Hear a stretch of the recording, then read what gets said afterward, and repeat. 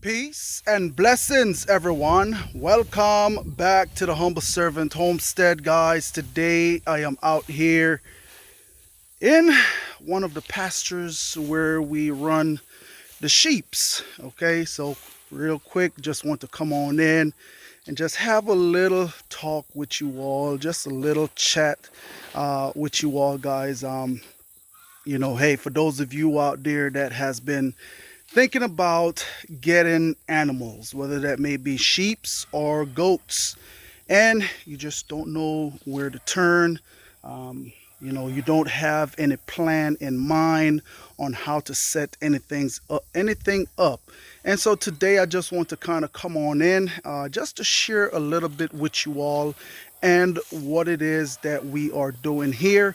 Of course, if you are thinking about getting sheeps or goats, okay, one of the things that you definitely want to make sure that you have is the land to run the sheeps or goats on.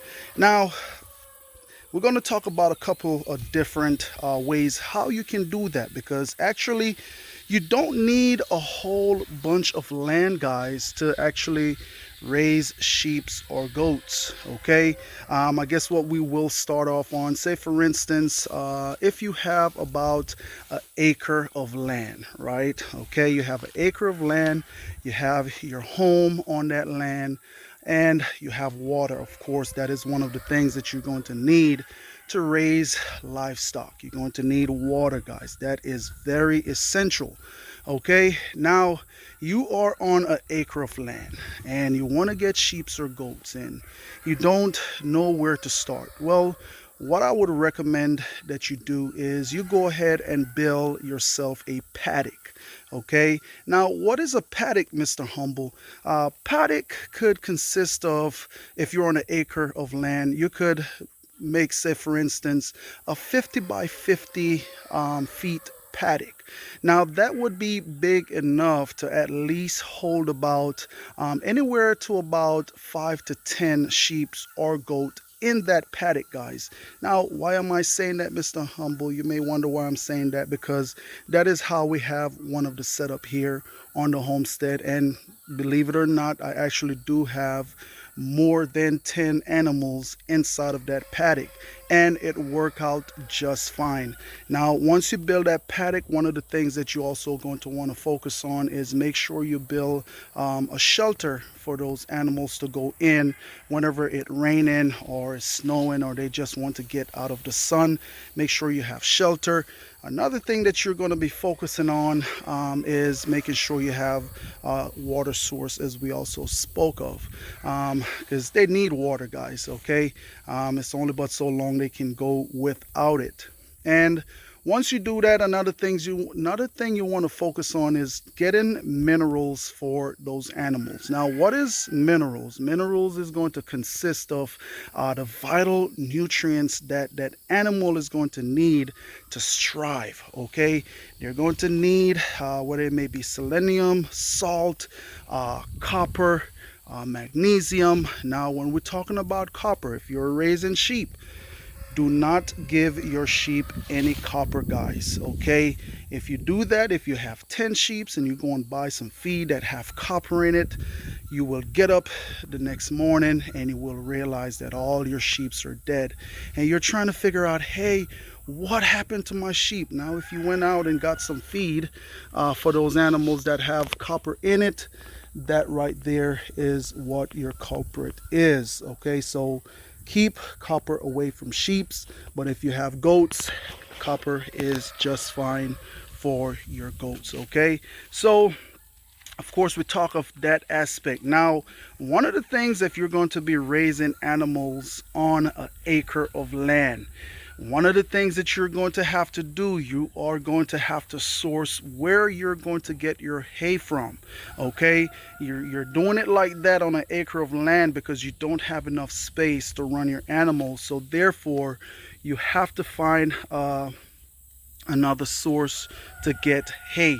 Okay, because yes, your goats, they do need hay to feed on inside of that paddock. So if you're going to do it that way, make sure you go ahead and check out all those resources. Make sure you know where you're going to be getting your hay from and all that, all that good stuff, right? But I'm going to tell you like this: once you get those infrastructures up, guys, trust me, it is not hard to raise animals. Okay, one of the main thing that you will want to focus on when you're doing animals, like I said, food and water. Now, one of the thing is, you want to make sure you get up in the morning and tend to those animals, giving them their water and their food. Same thing with in the evening, guys. Come back on in, do another wellness check, just to make sure that your animals, they are doing really well. Just even speaking about a wellness check, this morning I got on up and I went down to check on the animals. Of course, that is my morning routine, and also throughout the day, guys, checking on those animals, just making sure that they're doing really well. Now, we did had a ewe were to drop a lamb ram probably about 2 days ago now, and I went down there this morning, and when I was walking towards the rest of the ewes, I've realized that that young one was passed away. Now, what came to me was my son went down late at night, okay, to go look for his grandma. And what happened is they are sleeping, or they are sitting down, chewing their cuts, right? And if you spook those sheep and you do not let them know that you are coming, they will just get up and haul tail, guys. And I called my son over and I said, when you went down last night, did you spook the sheeps? He said, yes, they got spooked. I said, next time when you're going down, just make sure that you give them that call and just let them know that you're coming, so that way they won't be spooked. So in the process of them being spooked, guys, what happened? They end up stepping on that lamb ram, and that's pretty much what took that lamb on out of here. When I went on down there to examine that lamb, what I've realized, I pushed in a spot and you could tell it was real kind of like a lot of fluid was in that area, and that's pretty much where that ram got trampled at. So keep that in mind when you have a whole lot of sheep. Don't just spook them out of nowhere, because if they have young ones, you can end up losing some of those lambs. Okay, so another thing that well, of course, we touch on the first thing. If you want to actually raise animals inside of a paddock. Now, another thing is, say for instance you have a couple of acres. I would say, based on how much animals you actually get, I would say 2 acres, 3 acres and on up would do just fine for somebody that's looking to get into raising sheep or goat on a small scale, not a whole lot. The reason why I said that is because we're going to talk now about rotational grazing, guys. Now, that is one of the practice that we also do here on the homestead. Now, you may be wondering, why do we keep the goats inside of the paddock? Now, goats are a little bit more mischievous than sheep are, okay? Electric netting will keep a sheep in perfectly fine for quite a while, and so that's how we typically like to do it here, is keep the sheep inside of the electric netting. Okay, now what we do here, we rotate them throughout various parts here on the homestead. We give the grass time to go ahead and rest, also to grow back, so that way we can come on in and utilize the regrowth of the grass. Stay tuned, guys. I'll be right back. My battery is actually dying. Let me get some charge and we will conclude and we will continue with this video here. Stay tuned. Of course, now we're talking about the rotational grazing aspect of here on the property, guys. Now, one of the things that we do is we come on out here and we rotate these animals. So in this area actually has been resting for right at about, I want to say about 40 days, somewhere around there, guys. And as you all can see, the growth on the grass and how lush it is. And that is the beautiful part about rotational grazing, is that you allow the grass to go ahead and rest and able to rejuvenate itself and also grow back lusher than it once was. Now you have to remember that as the sheeps, they come on in and they poop on the grass, guys, that is bringing in fertilizer back on this grass right here. So that's what's going to also help the grass to grow really well. Now, one of the things why we do the rotational grazing here also on the homestead is to keep down on the parasite load on the property, guys. Okay, now one of the things is, if you run the sheep in this area right here, once they eat the grass all the way down, pretty much close down to the ground, if you don't move them, what will happen, they will actually start developing parasite, where they're picking it up from off of the shorter blades of the grass that is closest to the ground. So that's why we do it here, guys. Now, like I said, we run them pretty much all over here on the property, sometime even in the front of the property, guys. In the front of the house, we would go ahead and run the electric netting around the area where the grass is grown, and this right here is the electric netting. Okay, so if you're thinking about getting sheeps and goats, and you have, like I said, 2 acres, 3 acres and on up, and you want to come on in and start running some animals, now the electric netting is going to be an investment that you're going to make. Okay, at the time when I bought these netting, I want to say there was $150, somewhere around there, for 160 feet, I believe. Okay, and so we have about 7 of those netting here on the homestead. We have 7 of them, so that way, if we have the animals in this area, we have extra netting to where that we can set up in another area, so that way we don't have to worry about taking these down and then moving the animals. Now, sometimes we do that, and what I will do in the front of the property, where it is completely fenced around, we will put the animals in that spot to hold them until we set up the netting in different areas. So that is one of the things that you also can do to make sure that if you can only afford 4 netting at the time. If you have a paddock where you can hold them till it set the netting on up in the different areas on the property, you can go ahead and do that also, guys. Okay, so with the rotational grazing as well, you're going to also want to make sure that you have water for them inside of the paddock as well, your minerals, and also you don't have to worry about the hay, because they're coming inside of here to eat the grass out in the pasture. Now, there's another thing that you will need to set up your electric netting.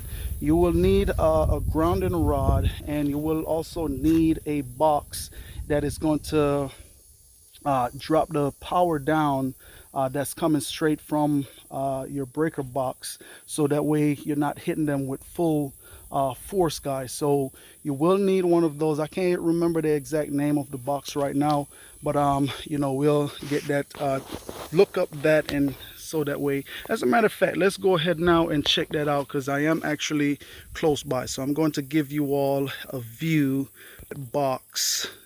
of that box so y'all can see what it is I'm talking about. Okay, now right here, this is that grounding rod that I'm telling you about.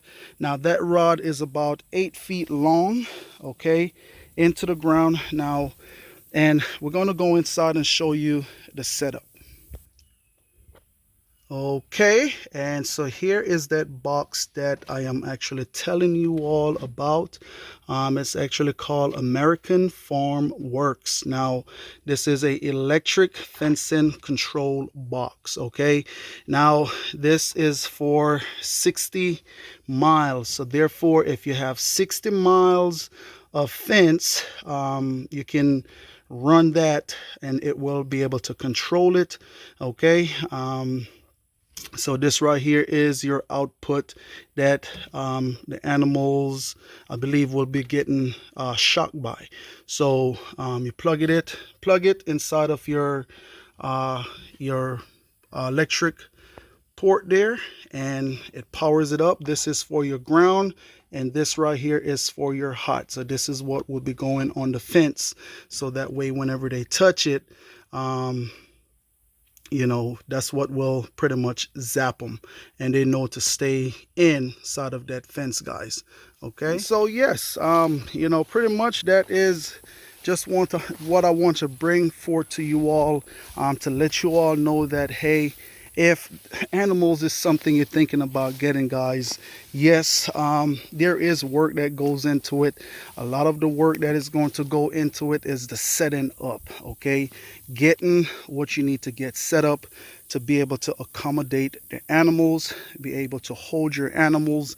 But I'm going to tell you, if you see here now, and how tall this grass is, like, you can't see it, I'm gonna come down, but this grass is actually very, very tall, guys. And you know what, I'm very pleased on how the grass here is growing this year. It is looking really nice and lush.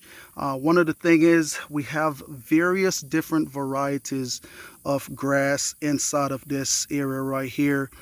Some varieties I don't even know, guys, because what happened whenever we feed our goats, and whatever hay that they waste back inside of the trough, sometime that hay would go back into the garden, and sometime what we will do, we will come and we will broadcast that hay that they rejected out inside of the pastures. And that is where a lot of this grass, new growth of grass, is coming from, and different varieties of grass, guys. Okay, we know we got some tall fescue in here. We also have some Bermuda. We got crabgrass in here, and a lot of these grass, they have their different time when they'll start germinating and start coming into full effect. And that is one of the beautiful part about with the rotational grazing, guys, because these grass, they come out in time when the animals need them. Okay, but that is it right there. I just pray that we're able to actually, with these videos, guys, encourage someone to just get on out there and, hey, start getting yourself some animals. Hey, you must know, you have to know what it is that you want once you get animals. But I know for us here on the homestead, guys, we know what these animals are taking in. We know what it is that we're giving them, and so therefore, we know what we're eating. Okay, so as y'all can see how we run these netting, just to kind of give you all a quick little view on how we actually run these netting here. At times, even in the orchard, guys, even at times we will let them run into the orchard when there is nothing in the orchard growing at the time. But because the sheeps for us is like they're a lawnmower here on the property. Okay, but as y'all can see, that is pretty much how we got it set up. In some areas you have some grass that grow tall, and this is a different variety of grass right here. That's why you see it is not as tall as the ones that we showed you up there. Now, one of the things that camera lady did beg me, guys, please don't let the sheeps eat up my fig again.